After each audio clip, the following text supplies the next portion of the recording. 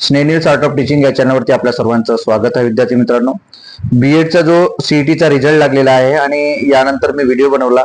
कालच रिझल्ट लागला आणि त्या विद्यार्थ्यांचे जे स्कोर आलेले आहेत ते आपल्याला माहिती आहेत. काही विद्यार्थ्यांना 8 स्कोर आहे, कोणाला 18 आहे, कोणाला 36 आहे, कोणाला 95 आहे, कोणी 100च्या वरही आहेत. ज्यांनी माझा व्हिडिओ बघितलेला आहे त्या विद्यार्थ्यांनी कमेंट बॉक्समध्ये टाकलेला आहे की सर माझा 35 स्कोर आहे, माझा नंबर लागेल का, मला गव्हर्नमेंट कॉलेज मिळेल का. हे सर्व जे प्रश्न आहे, गव्हर्नमेंट कॉलेज कुणाला मिळणार आहे, सोबतच संपूर्ण महाराष्ट्रभरात किती कॉलेजेस आहेत, सिटीचा अभ्यास आपल्याला करावा लागणार आहे आणि मेरिट लिस्ट कधी लागणार आहे, ही जे कॅपराऊंड आहे, रजिस्ट्रेशनची जी तारीख आहे ती कधीपासून सुरू होणार आहे, हे संपूर्ण माहिती आपण या व्हिडिओमध्ये बघणार आहोत.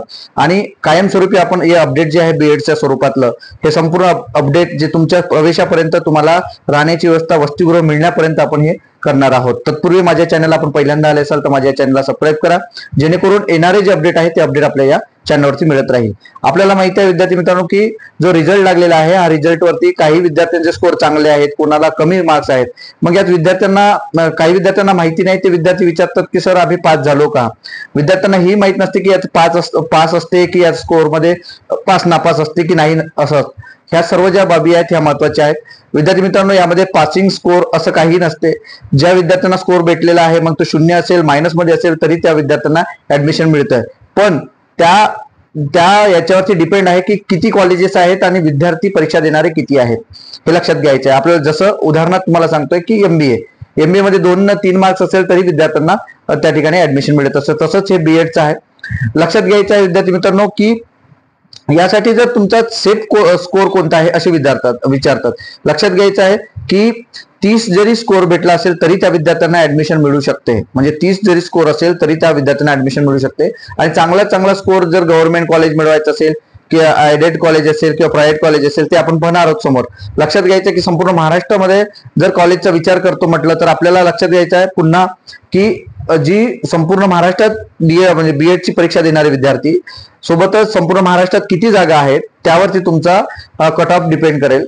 नंतर संपूर्ण महाराष्ट्रामध्ये तुम्ही कोणत्या सिटीमध्ये तुम्ही कॉलेजमध्ये ऍडमिशन घेणार आहात, त्या सिटीमध्ये किती कॉलेजेस आहेत, या कॉलेजमध्ये जागा किती आहेत, यावर सुद्धा डिपेंड असणार आहे की तुमचा कट ऑफ किती लागणार आहे. नंतर कॅटेगरी तुमची कोणती आहे, ओपन आहे, ओबीसी आहे, एसटी आहे, विजेएनटी आहे, ह्या ज्या कॅटेगरी आहेत त्या कॅटेगरी वाईज पुन्हा जागा असतात. यावर तुमचा स्कोर डिपेंड आहे. म्हणजे हे लक्षात घ्यायचं आहे की पास नापास नाही, तर तुमचा स्कोर जेवढा जास्त तेवढा तुम्हाला कॉलेज चांगलं. नंतर संपूर्ण महाराष्ट्रभरात कॉलेज किती आहे, तर संपूर्ण महाराष्ट्रभरात 602 कॉलेजेस आहेत. तुम्ही गुगलला सर्च करू शकता. 602 जे कॉलेजेस आहेत यामध्ये 23 जे कॉलेजेस आहेत ते गव्हर्नमेंट कॉलेजेस आहेत. जसं नागपूरचं मी तुम्हाला उदाहरण देतो, वानखेडे जे कॉलेज आहे हे गव्हर्नमेंट कॉलेज आहे. नंतर यामध्ये प्रायव्हेट जे कॉलेज आहेत ते 452 कॉलेजेस प्रायव्हेट कॉलेजेस आहेत संपूर्ण महाराष्ट्रभरात. आणि जे उरलेली जी काही राहिलेली कॉलेजेस आहेत हे ऍडेड आहेत, म्हणजे प्रायव्हेट आहेत परंतु अनुदानित आहेत, जे गव्हर्नमेंट अनुदानित कॉलेजेस आहेत. म्हणजे यामध्ये तुम्हाला गव्हर्नमेंटच्या फीजने तुम्हाला ऍडमिशन भेटू शकते. असे 602 कॉलेजेस आहेत. तुम्ही सुद्धा गुगलला जाऊन तुम्ही ती लिस्ट काढायची आहे आणि त्यानुसार तुम्ही कोणत्या सिटीमध्ये ऍडमिशन करणार आहात हे महत्वाचं आहे आणि त्यानुसार आपण कट ऑफ बघणार आहोत. सेट स्कोर तुम्हाला मी सांगितलाय 30च्या वर विद्यार्थ्यांना ऍडमिशन म्हणजे कॉलेजला ऍडमिशन मिळू शकते आणि 90च्या वर जे विद्यार्थी आहेत किंवा 85च्या वर जे विद्यार्थी आहेत त्यांना गव्हर्नमेंट कॉलेजेस मिळू शकतात, हे नक्की आहे. आणि जे उरलेली जी काही विद्यार्थी आहेत म्हणजे 60 पेक्षा जास्त आहेत त्यांना नक्की ऍडमिशन मिळेल. 60 पेक्षा जास्त आहे कन्फर्म त्यांना ऍडमिशन मिळेल कोणत्याही सिटीमध्ये त्यांनी ऍडमिशन केलं तरी. मग त्यांना कॉलेजेस कोणते मिळेल, तर प्रायव्हेट कॉलेजेस त्यांना मिळणार आहे, हे सुद्धा लक्षात घ्यायचं आहे. दुसरा विषय असा आहे की आपल्याला माहिती आहे की ही जी राऊंड आहेत यामध्ये जागा रिक्त होत असतात. जे राऊंड आहेत 3 राऊंड होत असतात. पहिला कॅप राऊंड, दुसरा राऊंड आणि तिसरा कॅप राऊंड, असे 3 राऊंड होत असतात.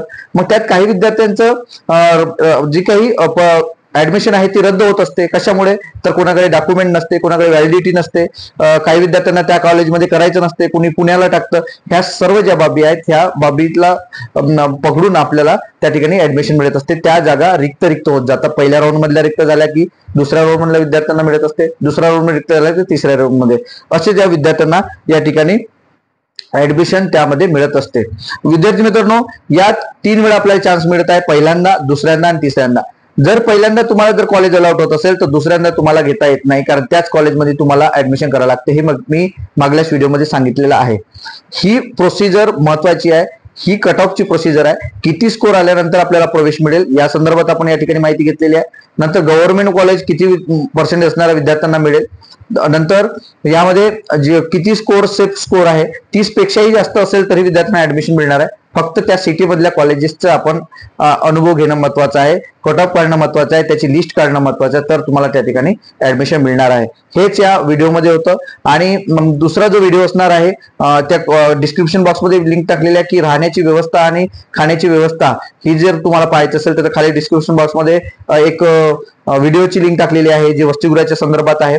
नंतर डॉक्युमेंट संदर्भातही कॉलेज म्हणजे ग्रुपला लिंक टाकलेली आहे. आणि तुम्हाला अधिक जर माहिती पाहिजे असेल तर आपण अधिक माहिती करता स्नेनियर्स आर्ट ऑफ टीचिंग जे चॅनल आहे, एक टेलिग्रामचं चॅनल आहे आणि एक व्हॉट्सअपचं पण चॅनल आहे, त्याला तुम्ही जॉईन व्हा आणि त्यावरती तुम्ही मला प्रश्न विचारू शकता. त्यात तुमच्या प्रश्नाचं हमखास निराकरण करण्यात येईल. आणि आपली जबाबदारी ही आमची सुद्धा जबाबदारी असणार आहे, जे प्रवेशासंदर्भातली जे चांगले स्कोर असेल त्या विद्यार्थ्यांना वसतिगृह सुद्धा मिळणार आहे. जे डिग्रीला चांगले स्कोर असेल तर त्या संदर्भात सुद्धा आपण माहिती देणार आहोत. पुढील जो व्हिडिओ असणार आहे तो डॉक्युमेंटच्या संदर्भात आणि वसतिगृह संदर्भात फक्त बीएडच्या विद्यार्थ्यांना. त्याकरिता तुम्ही माझ्या या चॅनल सबस्क्राईब करा जेणेकरून तुम्हाला खाणे-पिणे मोफत करता येणार आहे.